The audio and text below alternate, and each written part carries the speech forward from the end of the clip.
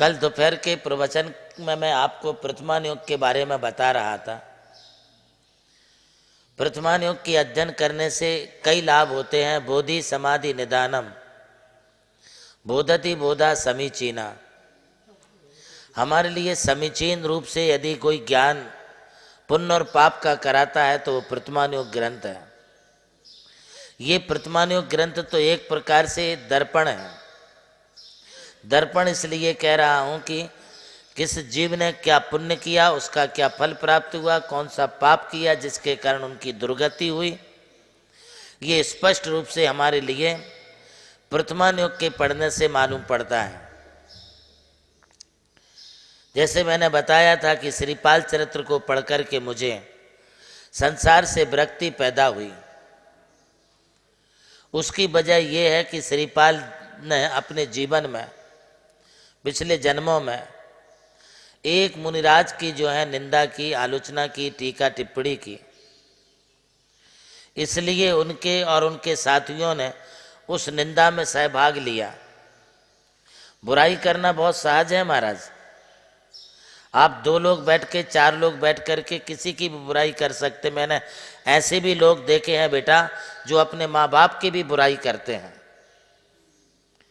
माँ बाप की जमीन जायदाद को हथियाते हैं, उस पर अधिकार जमाते हैं और उन्हीं की जमीन जायदाद, प्रॉपर्टी, धन दौलत को लेने के बाद अपने बाप की भी बुराई करते देखे हैं। हमने ऐसे भी लोग देखे हैं कि जो भाई भाई साथ में रहे, एक ही थाली में खाना खाते हैं, किंतु धन और प्रॉपर्टी के लिए भाई भाई के दुश्मन बने और मरे और दुर्गति को प्राप्त किया। ऐसे भी लोग देखे हैं जिन्होंने मंदिर बनवाए, मंदिर में सहभाग किया और मंदिर के ही बारे में भी गलत सलत विचार धारणाएं लेकर के लोगों के लिए गुमराह करने लगे। हम ऐसे भी लोगों को जानते हैं, पुराण ग्रंथों में पढ़ा है, जिन्होंने गुरु के निमित्त से आत्महित के मार्ग को प्राप्त किया और उन्हीं गुरु के लिए जो है वे तिरस्कृत करते हैं, उनका अपमान करते, उनकी आज्ञा का पालन नहीं करते हैं।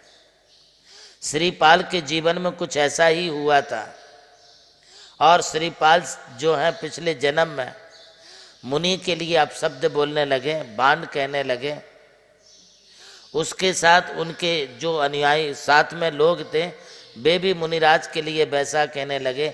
मुनि को गंदा है, कोढ़ी है, कुष्ठी है, चर्म रोगी है, ऐसा बोलने लगे। हालांकि मुनि को ऐसा कुछ था नहीं, किंतु मुनि के बारे में गलत तो बोले और 700 लोगों ने उसकी अनुमोदना की।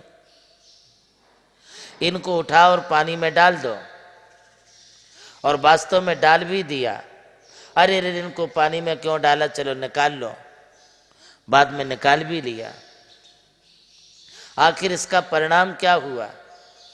अगले जन्म में भी जब श्रीपाल बने तो श्रीपाल बनने की पर्याय में उन्हें राज वैभव, संपदा वैभव सब कुछ प्राप्त तो हुआ, किंतु उसके बाद उन्हें भयंकर कुष्ठ रोग हो गया। उन्हें राज्य से निष्कासित होना पड़ा। उनके साथ 700 और भी कुष्ठ रोगी थे, वे भी ऐसे ही कष्टों को प्राप्त हुए। ये मुनिराज को कुष्ठी, चर्म रोगी कहने का ही दुष्परिणाम उन्हें भोगना पड़ा। मुनिराज के लिए उन्होंने अपशब्द कहे, भांड कहे। उन्हें श्रीपाल के जीवन में भांड कहा गया, उन्हें भी जातिहीन कहा गया। मुनिराज को उठा के तालाब में पटका था, उन्हें समुद्र में गिरना पड़ा। मुनिराज को निकाल दिया था, इसलिए वे भी समुद्र से बाहर निकल आए।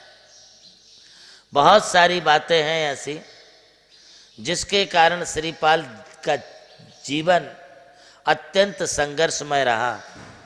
यह तुम्हारे लिए बोधति बोधा समीचीना, ये समीचीन रूप से यदि कोई बोध देने वाला है कि पुण्य करने से क्या होता है, पाप करने से क्या होता है, भला करने से क्या होता है, किसी का बुरा करने से क्या होता है, निंदा करने से क्या होता है, किसी की अच्छाई प्रशंसा करने से क्या होता है, ये हम सब कुछ इन पुराण ग्रंथों से, जीवन चरित्र ग्रंथों से ये हम जान सकते हैं।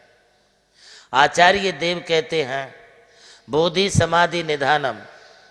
बोधि का मतलब है सम्यक ज्ञान की प्राप्ति। यदि हो सकती है तो प्रथमानुयोग ग्रंथ से हो सकती है। बोधि का दूसरा तात्पर्य है कि आत्मबोध, आत्मज्ञान यदि प्राप्त कर सकते हो तो पहले पहले आपको प्रथमानुयोग ग्रंथ पढ़ना होगा, तब आपको आत्मज्ञान होगा। बोधि शब्द का मतलब है कि रत्नत्रय की प्राप्ति, सम्यक दर्शन, सम्यक ज्ञान, सम्यक चारित्र, यदि इसकी प्राप्ति हो सकती है तो वो प्रथमानुयोग ग्रंथ है। बोधि के बाद ही, रत्नत्रय के बाद ही समाधि।